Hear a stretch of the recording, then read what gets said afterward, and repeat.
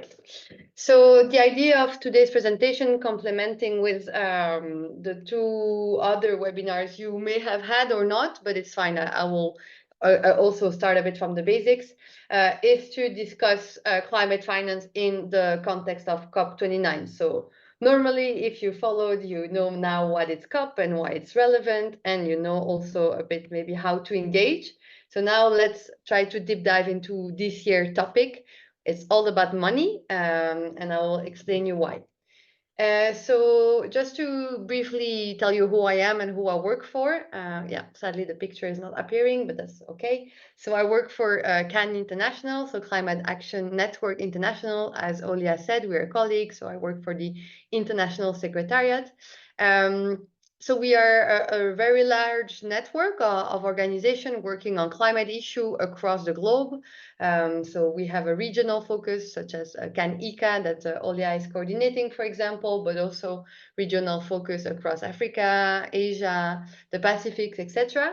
But we also have a thematic focus. So the network is structured with different working groups, where every member coming across the globe can join and work on specific issues. So of course, we have, for example, a finance working group, but we also have a working group, for example, focusing on energy, on adaptation, on technology, etc., etc. So we combine this kind of regional and thematic focus to ensure that we cover the best we can the different topics linked to climate action and climate justice. We are also active in different multilateral fora. So of course, I will talk a lot about COP because that's our main core business. But we also engage in other places such as the G20, the IMF and the World Bank meetings, etc., etc. And we do both advocacy, so trying to influence policymakers, but also, and it's very important, we also do a lot of mobilization. So from grassroots level to international, we really try also to put pressure through different tools such as campaigning, etc. And yeah, so on the menu this afternoon, as I said, I will try to keep it short and active. So I wanted to maybe talk you through a bit a few questions. So what is climate finance? What is the current situation when we talk about climate finance? What needs to happen in Baku in actually less than 2 months? And what can you do about it? Of course, it's not exhaustive, but just maybe for you to have a flavor. So what is climate finance? The first thing to know, and I guess you would say the same, is like when we say climate finance, people mean a lot of things. So I will now focus on climate finance in the context of the climate negotiations. So in the context of what we call the UNFCCC, so the UN Climate Convention, the UN Convention on Climate Change, and the Paris Agreement. So climate finance in the context of this presentation is really in that framework. But it's important to know that if you type climate finance on Google, and I did the exercise yesterday to prepare my presentation, you can also have different reports and articles talking about all the finance that's flowing across the globe and that's connected to finance. So including from banks, for different investment funds, etc., etc. So there are actually a lot of climate finance in the world, trillions and trillions, but that's not what we are looking at today. Today, we are talking about the climate finance in the context of the COP. And so in that sense, it is understood as the obligation of developed countries. So to say it in a simpler way, rich countries or global north countries. So there is a list of countries that are recognized as developed countries. So mostly industrialized nations that have a financial obligation towards developing countries. To adapt and to mitigate, so to tackle the climate crisis, basically. So it's a financial obligation from rich country to developing country, to say it in simple word, that's anchored in the convention and more specifically in the Paris Agreement. A first big issue, and I'll talk more about it, is like we agree on the principle, but no one really agrees on the definition of exactly what climate finance is and what it is not. So that's the first big obstacle when we you get to work on climate finance is you always have that first wall in front of you. Depending if you talk to a rich country or developing countries, they would have different interpretation of what climate finance is. But for us, as civil society, it's really important that no matter how you defined it, climate finance is anchored in the principle of common but differentiated responsibilities. Otherwise said, it's the idea of there is a group of countries who have a greater responsibility, those who are called the developed countries, because of historical emission, because of historical responsibility, and so they also have a greater financial and technological capacity to support the other countries. So that's the idea of climate justice, actually, and the idea of equities.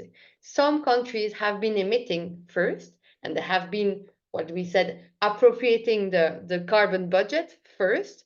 So they have to kind of compensate for that historical responsibility, and so provide support and financial resources to the ones who have actually a way lower responsibility in the climate crisis. So that's really at the bottom line of the climate finance conversation, is this idea of justice and responsibility, and this historic dimension of those who emitted first need to compensate for that. So when we look at climate finance, so there is already what we call the climate finance goal. So it's a conversation that has been going on for years and years. And back in the days, in 2009, so it's quite a while, countries decided, so it was COP15 in Copenhagen, to agree on the first climate finance goal, which now it's known as the 100 billion goal. Why? Because it's a 100 billion goal that has to be met every year between 2020 and 2025. So we are coming close to the deadline. And so developed countries have to provide 100 billion every year to developing countries for adaptation and for mitigation. So that was decided in 2009, and then it was confirmed in the Paris Agreement. But as I said, it's between 2020 and 2025. Reason why the topic of the year is finance again, because we have to agree on the new goal. So we had the 100 billion goal for 5 years. I'll tell you more about it because it's not like it worked very well, but that was the idea of having 100 billion every year between 2020 and 2025. And then we have to have the new goal. It's called in the jargon as the NCQG, the new collective quantified goal. Another important thing to know about finance and climate finance more specifically, and that makes it also a bit difficult sometimes to really grasp what it is, it can be actually different things. You have different type of sources. So it can be public sources, so money that comes directly from state or public institution, but you also have private actors that are mobilized and are part of the landscape. You can use different instruments for climate finance. So you can use grants, so you give the money, so to say, but also many countries like to use loans, which is, and I come back to that, of course, problematic, because when you provide the loan, you expect a repayment of it, and sometimes with interest. And again, if we come back to what I was saying just before, the idea of climate justice, climate debt, historical responsibilities, the idea of having a loan, and so developing countries having to pay back for something they're owned, is of course a little bit absurd, if I may. And then another important distinction in the climate finance landscape is the idea of you can have bilateral money, so one country giving or lending to another, or through multilateral funds. So you may have heard about the Green Climate Fund or the Adaptation Fund. So all those channels are also options for countries to decide how they want to provide climate finance. That's something very important when you look at climate negotiation, is usually country negotiated, but they always want to keep the choice on how they do implement the decision. So that's why we have so many options for developed countries to decide how they want to disburse the money, because they didn't want to be obliged to choose exactly how they want to go about climate finance. A last point of introduction, it's important to know that, well, I'll focus on finance today, but it has actually implication all across climate negotiations. So if you are more interested, I don't know, in adaptation policies, or if you look more at loss and damage, or whatever the topic you like, finance is always a very important component of those conversations. So it's important also to remember that what we are discussing today and the advocacy we need to bring towards COP29 to have a good finance goal will also have an implication on the rest of the Paris Agreement. So it's not just about money, it's actually also about politics, about dynamics, about trust. I'll come back to that. So that's just to show you, and maybe you already seen that in the previous presentation. So just to show you that finance and the goal I was referring to, so the 100 billion goal was really one of the pillar of the Paris Agreement. And as you see, it was also really planned that we had to renegotiate that goal in 2025 or by 2025, so in 2024 basically, and starting from the floor of the 100 billion. And again, you also see this concept of differentiation. So developed countries must take the lead, and so that's really again the idea I was referring to of historical responsibility, different capacities, etc. So what is the current situation? Well, if you just have to remember something from today, because it's Friday, is if someone asks you over dinner tonight, what is the current situation about climate finance, you can just say there is not enough money. That's the one answer. And there is another one I will come to later. But so one, not enough money. And it's important to know that that's maybe not something that's agreed across the board. So if you ask to contributors countries, so to developed countries, so that, for example, whether there is enough money and whether the 100 billion goal was met, they will probably say yes. Because depending on the methodology you use and the way you calculate, the different numbers, one could assume that actually money is flowing quite okay, and there is enough money, and climate finance goal has been fulfilled. So no, actually no. So the first thing is that if you just look at the 100 billion goal itself, so $100 billion, it's far from being adequate to the reality of the needs on the ground. I will show you some numbers afterwards, but I mean, just if you look at loss and damage, for example, so you know the economic and non-economic losses due to climate change impacts, we are already talking about 400 billion every year. So you can imagine that this 100 billion figure is not near of covering all the areas that we need to cover when we talk about climate action and to be aligned with the Paris Agreement, etc. So the 100 billion was really not adequate. But even then, if you look at the numbers, and if developed countries really manage to fulfill that commitment and provide every year 100 billion, well, when we look at the details of the number, it's far, far from being a reality, notably because I was referring to that before. The majority of the finance that was provided in the form of loans. So as I was saying before, it means that one part of that money has to be repaid, right? So it's not like you can say, I gave you 100, 100 euros, but actually you would have to pay me back 30 euros. But I will report to my whoever that I gave you 100. That's what's happening, to say that in very simple terms. Countries are reporting the money at the face value, not actually acknowledging that one part of the money will be repaid back because it's a loan, and often repaid back with interest, is really going against the idea of climate justice. So this way of accounting the numbers is making them look way bigger than they actually are. And I can just show you a graph to be concrete. So the OECD countries, so the majority of contributors, reports climate finance every year. So they say how much they gave to what type of project, etc. So in 2022, they affirmed that they actually went up and above the 100 billion goal. So that's their own assumption based on their own methodology with their own calculation. But when you look at other reports, for example, that's Oxfam shadow report that always try to take the real face value of the money. So if you discount all the repayments and the interest of the loans, as you can see on the graph, if you just look at 2022, the value of the actual finance that was disbursed is, of course, way, way lower. So that's something important to remember. And also, if we go to the next negotiation of the new goal, is we have to improve the way we calculate climate finance. It comes back to the question of what is climate finance. That's also one part of the answer, but also how to make sure that we report what is actually going on the ground, and not, with different ways of calculation that's actually inflating the numbers, but not really reflecting the reality.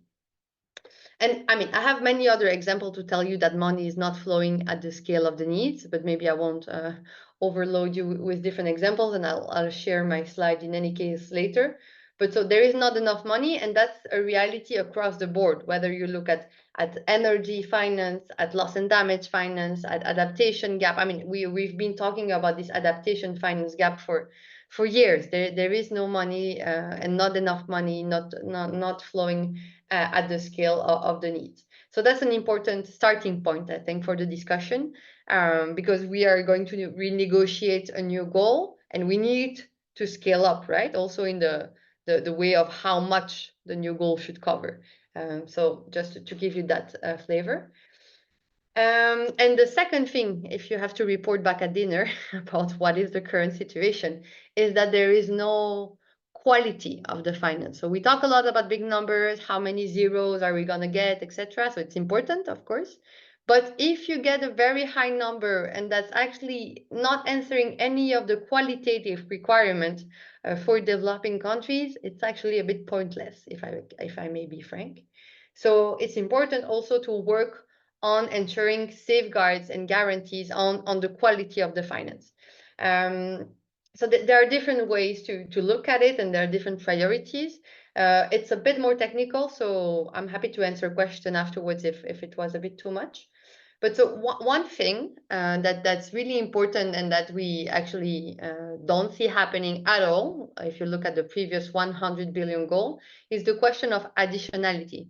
What does that mean? It's like in the Paris Agreement, it's written, if you look at the articles, that climate finance needs to be new and additional. It means that it needs to come from a dedicated budget that's allocated to climate finance. But what happened almost like 92% of the cases is that climate finance is actually coming from a budget that's already allocated for something else, for ODA mostly, so official development assistance. So, for example, to build schools, it's one example. So let's say, I will give you a concrete example. I'm the government of Belgium. I'm from Belgium. I forgot to say that. And I will give 50 euros in a school to build a school in Burkina Faso. Okay. And I will add 25 euros on that project to build solar panels on the school. So that's of course to make it also climate aligned, etc. So 75 euros for my whole project. So I will report back 75 euros to ODA because it's supporting development and with my partner country. But I will also report back 75 euros to climate finance, which of course, if you want it to be a bit more adequate and robust in your report, you will just report the 25 euros that covered the solar panel. That's what we call double counting. And so again, countries are using the same money and report it twice to different international obligations. So it's actually not additional money. There is no more money flowing to climate finance, but it's actually a way to count it twice and not increase a budget to international commitments. So that's a really, really big problem. Because then in the facts, actually, we are not increasing a country's promises to climate finance. Another big problem, I think I repeated that already a few times, is the question of loans, of course, specifically when they come with high interest rates, because then you provide money to a country, but you expect him to pay you back. And so that's, I mean, we are almost 70% of the case that public finance is composed of loans. So it's a really, really big tendency from contributors countries. And another, I won't maybe read everything, but one thing important is that so climate finance is meant to go for adaptation and mitigation. That's how the 100 billion goal was framed. So adaptation, like resilience building, adapt to climate change, adapt to the different consequences. So I don't know, it's like infrastructure building, agriculture, etc., etc. And mitigation is how to reduce your greenhouse gas emissions. So those are the two main objectives of climate finance as we're speaking now. But it was said that it should be a balance between the two. Of course, balance is a very diplomatic language. Nobody really know what it means. Should it be 50-50? Should it be, So in any case, there is no balance, no matter how you interpret it, because the vast majority of finance, as it is now, is going to energy projects, so much more to mitigation than adaptation. While for developing countries, adaptation is a really and almost life-saving question. So it's really important that this balance is actually respected. And lastly, a trend that we see more and more when we look at climate finance is the role of the private sector. More and more states are trying to bring in the private sector. Of course, it's an actor that's complementary. But again, if we go back to what I was saying before, we are in the context of an obligation, a moral obligation from states to other states. So it's a public conversation, public finance priority. And so there is a risk that by inviting more and more private actors, this kind of responsibility gets diluted, and also private finance is not adequate for all areas of climate action. Adaptation projects are not per se and per definition profitable, for example. So it's really highly questionable that private actors will invest enough money to ensure resilience building in vulnerable communities, for example. So there is also a big question there on how and why global north countries are so keen on bringing in private sector, while it's nowhere proved that it's actually going to work for the countries and for the communities. So I'll explain you what climate finance is. I told you what the situation is when you look at climate finance, so it's not that good. But now what needs to happen? So let's try to, redirect the course and make things better. So I said already that, right, that we need to remember that we operate in the context of a wider climate debt. So I think that's a very important bottom line for the negotiation. That's also, I think that's an interesting element if you get to hear different conversation, and if you look a bit at the different position, of countries in the negotiation. I mean, I was working before in Belgium, and I've been very active to do advocacy around the European states. And often they would come with me like, yeah, Rebecca, I hear you, climate finance is important, but we have no money, right? Budget are constraints, there is a liquidity squeeze, we can't, we have other priorities. And of course, there are other priorities, I'm not denying that. But again, if you look a bit at how countries spend their money, there's so much money, and we talk about trillions going to fossil fuel subsidies in rich countries. There's so much money going to military spending, to wars all over the world in developed countries. Of course, there are some reason for that, but there is a real possibility as well to redirect some of that money to scale up public funds and invest in climate action locally and across the world. And what's even worse is that the profiteers and the polluters, so the high emitting companies, super rich individuals who pollute the most compared to the majority of us, are almost not taxed at all. So my answer when they tell me there is no money for climate finance I think is rather a question of priorities, right? And of political leadership, of getting the money where it is and making those who pollute the most to pay. So I think that's an important part of the conversation, because otherwise you will immediately be stuck of, oh, well, it's a good idea, but there is no money. There's no money for justice. There is no money for nothing. So I think there is money. There's a lot of money flowing in the world. It's just a matter of sourcing it and distributing it in the right way. Another thing, well, you heard that now, that we need to take into account what happened with the previous finance goal. We have the opportunity to take lessons out of it because we have that example. Back in the days in Copenhagen, nobody really knew how to build a climate finance goal.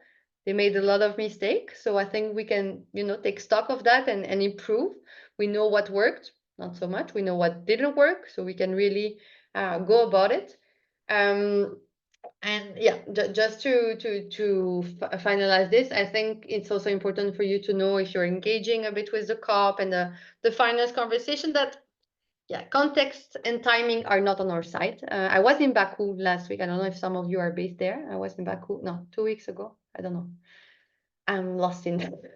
Anyway, I was in Baku recently for the latest technical negotiation on the new goal. And it's really clear that we have still a lot to agree on, a lot to find, to compromise on, to ensure we have a good outcome in COP29 in Baku. And there are still very strong division across developed and developing countries, so north and south, so to say. So now it's really the moment to use the 2 months remaining to ensure we support the most ambitious country, and we ensure that the final goal will look like something ambitious and robust. So what do we want to see in that goal? And I think after that I'm done, so don't worry. No more content after that. Let me summarize that in 3 buckets. Again, if you have a dinner quiz after this. So if you have to answer to someone like, okay, there is a new climate finance goal happening, we're going to discuss this in Baku, it's very important, now you know why, right, where it's coming from. But what needs to happen? What would be like your 3 main things to go about? There are, of course, much more, but I think it's, for the sake of clarity, it's maybe better to prioritize. 1, the scale. And when I say the scale, so it's how much money do we need to agree on for the goal. It needs to be reflected in developing country needs, of course, because they're the first recipient of it, but also in science. So we can't go like we did back in the days in Copenhagen, like, a backdoor number negotiated between Obama and I don't know who, very last minute in the night. This is not possible. It's not a political number. It's a science and needs-based number. So that's the first thing to remember.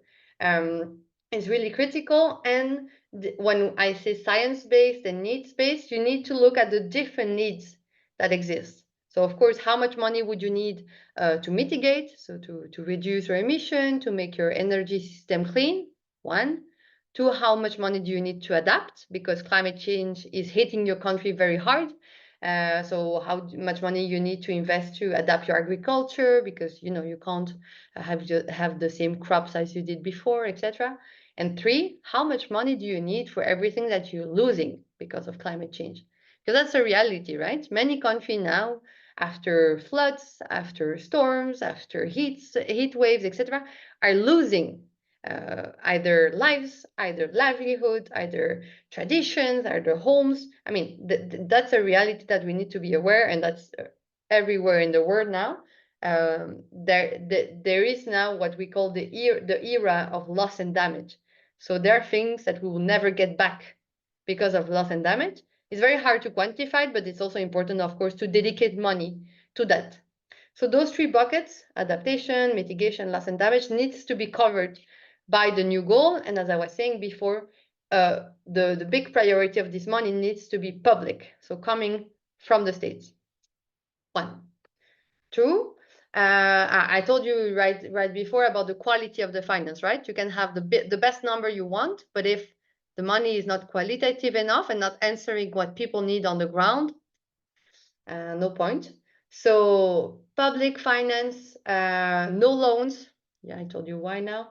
Money that is accessible for the most vulnerable. So we can't accept again to have money blocked in very complex administrative process, and that takes actually 5 years to reach one community. So we need to make those processes more flexible, more fluid, Of course, transparent, that's not the question, but I mean, they need to work, right? Otherwise, there is no point, again, to provide money if it gets stuck into administrative costs. And of course, very important, respect human rights and to be gender responsive. So that's something that I was referring to before, because we don't have a clear definition of what climate finance is. It happens sometimes that climate finance projects are actually doing more harm than good, which of course is not acceptable when you talk about climate justice. So very important also to anchor the concept of human rights and gender responsiveness in the new goal. And third, I told you now about the methodology and the calculation, because again, you can have all the best intention you want, but if nobody is there to really, follow up on what you said one day in the mic in the Tribune, and nobody is there to really check on your reports and assess that what you promised is actually delivered, country could go actually in whatever direction they want, and nobody will actually prove that climate finance has been delivered. So it's really important to enhance transparency and accountability. It goes, of course, with the idea to have a climate finance definition, but there are other things that needs to happen.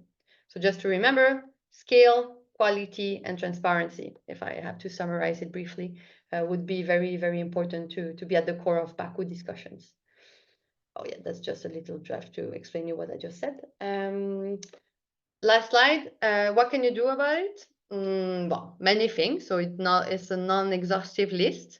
But first, I think by being here today on a Friday afternoon, you're doing the right thing. Well, I'm not saying listening to me is doing the right thing, but just informing yourself about the issue. Read about it, try to understand what's happening, what's out there, what are the problems. I think finance looks always a bit intimidating, sorry. It looks very complex, there are a lot of numbers, and it is, but it's not something that should just be, contained to some experts and economists. It's really important that as civil society, we just endorse that topic and we bring it forward as a priority, because it's actually not so much about number in a way, it's about people's life, right? And or common future. And I think there are very direct connection between conversation in negotiating rooms and what's happening in your city, in your village, in your country. And so it's important to be able to make those connections much more clearly. So that's why everybody can be a finance advocate. Put pressure on your government and your negotiator. Don't let politicians just run away with bad decisions. We are done with this. We're in 2024. We are facing the worst climate emergency ever. We need to make them accountable. So no matter who you are, no matter where you work, no matter where you live, you need to ensure that you can, put pressure. And there are many different ways. I know that we have different political contexts, so it's not always easy to go, up front, but there are ways to put pressure. And if it's not on your government, you can always go to the US. They need pressure for many reasons. So, I mean, you can also engage politically and make sure that the different priorities are being heard and use, social media, etc. So yeah, communicate about the issue. Let's try to use the 2 last months to make it all about finance. Organize webinars, conversation, use all the communication packs that different networks are providing to, make the issue live again and again until COP. You can use different avenues. You can do actions, mobilization, use social media, do press work. Again, I know it's very depending on your context and not everything is possible everywhere. But just for you to have that kind of toolbox and see what you could do, even if it's just, teach your mom about climate finance is already something. And then today, it's actually Pay Up Day. So we did a very large global week of action in the context of New York UN General Assembly and New York Climate Week. So today everybody is tweeting about it. So if you want to retweet, to share something, it's a good day because we are trying to do a storm. And I think that's my last slide. Yes. Thank you very much. Thank you so much, Rebecca, and don't go too far. I have a couple of questions that would give you the chance to maybe come back to some of the things that you said and maybe go a bit in details or just with some more examples. I think that's what people also need. So one of those would be to go again and distinguish the difference between adaptation and mitigation, and maybe in the case of climate, like how climate finance, how it can look like. So the examples of this. And also, as you're here, the same person asked the question about quantum. Probably not the quantum physics one, but can you explain what it is and why maybe it's called like this as well? Okay, I can go vice versa. So starting with the last question, it's a very good question why we keep on saying quantum, because also my colleague who is a physician is very annoyed by us saying quantum all over and not like quantity. I don't know. I think it came from some negotiator at some point, and now we're still with that. We talk about the quantum and then we talk about the quality, and it's like this now in negotiation for a few years. But I don't have the Latin explanation for it. Was the question also about how much it should be? I think you can also remind what it is actually. So what are you calling the quantum? Maybe if So people we are didn't. calling the quantum the figure of the next goal. So how much the new goal should go about. So for example, the previous one was about 100 billion every year. So the question about the quantum now is how much the NCQGs, the new goal, will be scaling. There are different ways. It could be one number, it could be a percentage, it could be, you know, a scale that will be ramped up after a few years. So there is no necessarily obligation to agree on a specific number. They could go around it, but bottom line is still to agree about the scale of money that will be flowing on a yearly basis. That's the quantum conversation, by opposed to the quality conversation where you look more at what type of finance, not necessarily looking at how much, but what type.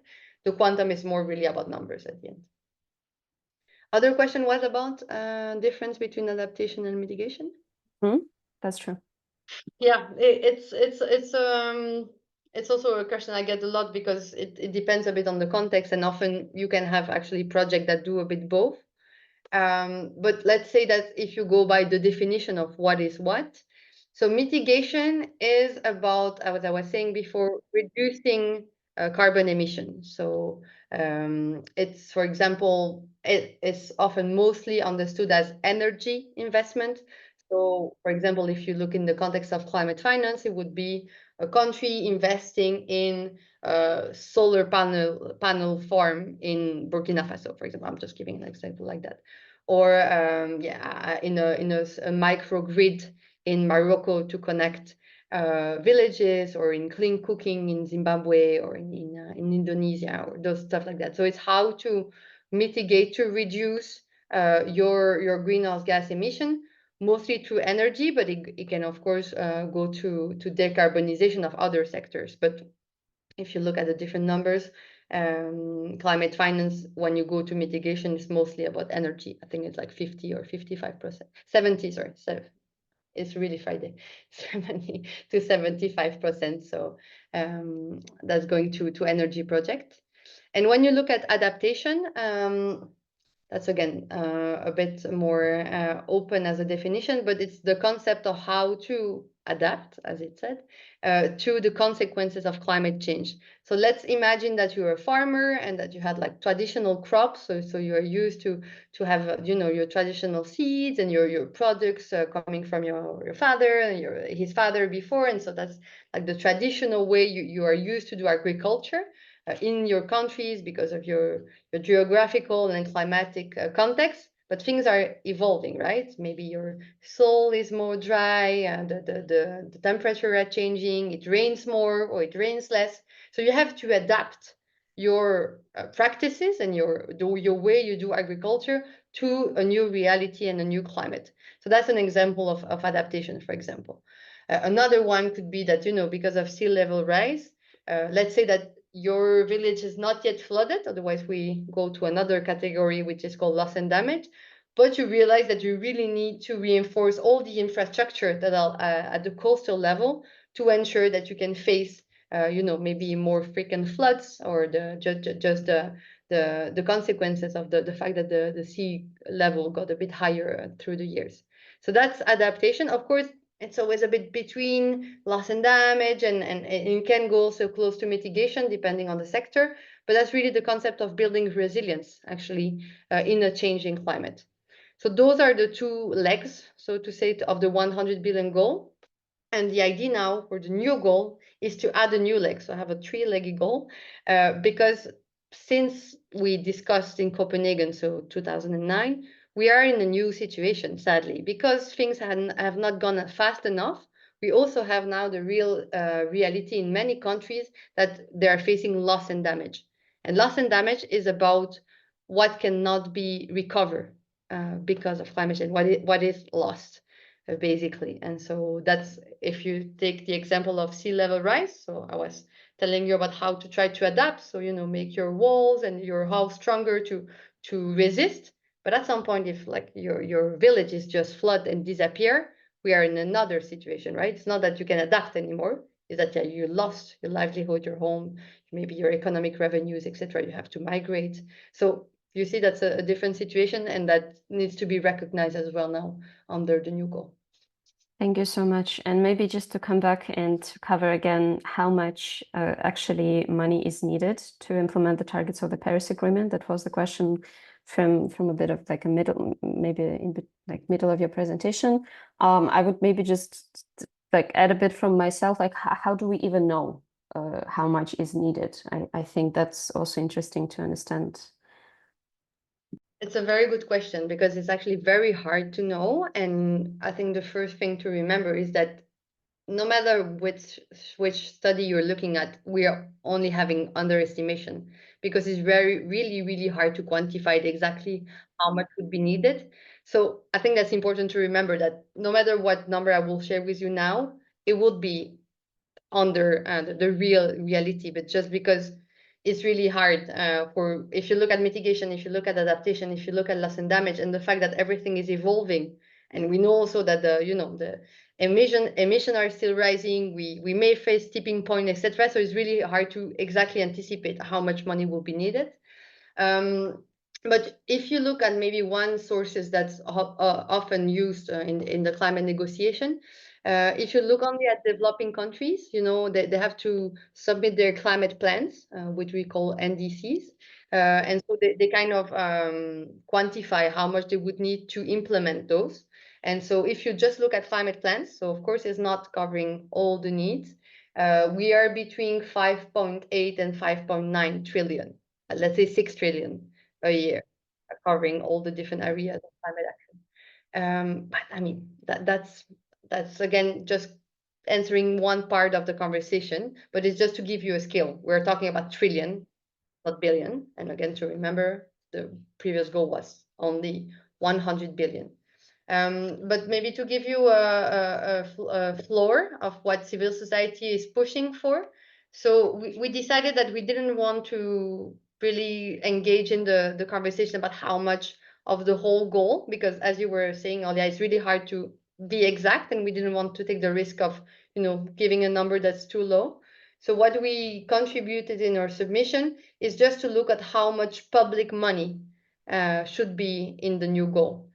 So what would be, at least, maybe it's a bit smaller, but at least that's good qualitative money that's going, for every area of climate action. And we say the minimum floor for that should be 1 trillion for the new goal. And then you can have private finance and you can have other sources, but like the core, the center of the new goal should be at least 1 trillion of public finance. That's again not to us to decide, and we would want it to be much more. But based on literature and different studies, we said, okay, if we look at how much for mitigation, how much for adaptation, and how much for loss and damage, aggregating it's like a floor of 100 billion public finance. Meaning taxes, for example, right? Yeah, exactly. Provided by government to governments. Then maybe just the last question from my side. I don't see any others in the line. So what would need to happen at this COP, or maybe even before, so you and your colleagues and us and Ken actually feel happy and content on November 23rd after it ends? You're hopeful about the date. Well, that's, I think, a strategic conversation we still need to have, because it's, when we get closer to COP, you need to decide exactly what are you going to go to fight for and what would be your red line.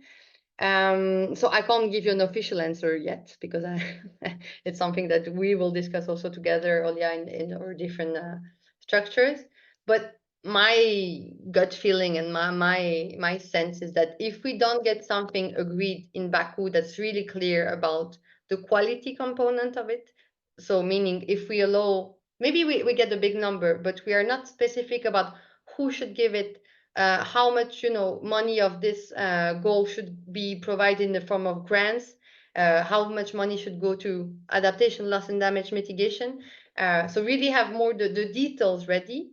I think that's going to be very, very problematic, because maybe the media headline is going to be, yay, we won, we got more than $1 trillion money.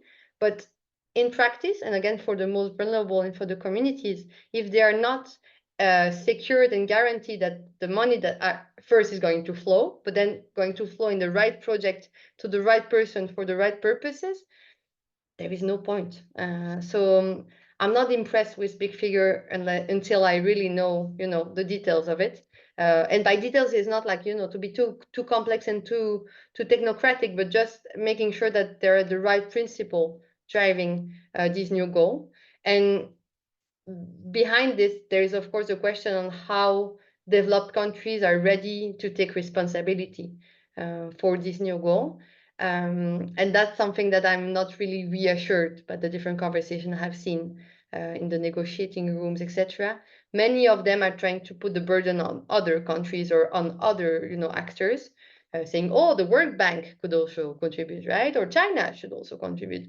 And all those things are maybe relevant conversation. I'm not saying we should not start to think beyond this, but in the context of this goal, it's really important also to ensure trust, and positive dynamic within the climate negotiation, that we remember that we are in this context of historical responsibility, of climate debt. And so they need to give that signal as well. And yeah, let's see. Thank you very much, Rebecca. I think by this we can slowly wrap up.